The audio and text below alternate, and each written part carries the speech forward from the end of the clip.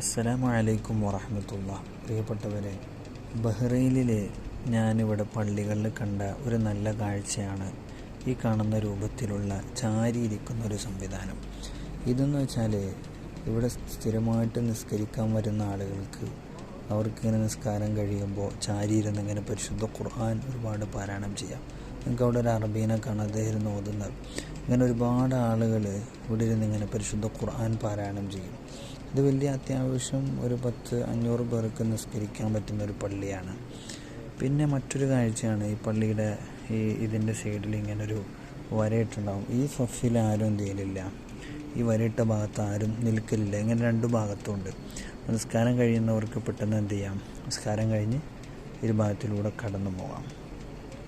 പിന്നെ വളരെ എൻ്റെ ശ്രദ്ധയിൽപ്പെട്ട മറ്റൊന്നാണ് ഈ പരിശുദ്ധ ഖുർആൻ ഓതാനുള്ള ഈ ഒരു സംഭവം. ഇതൊരുപാട് നമുക്കിവിടെ കാണാൻ കഴിയും. ബാക്ക് സൈഡുകളിലുമൊക്കെ ആയിട്ട് നമുക്കിവിടെ കാണാൻ കഴിയും.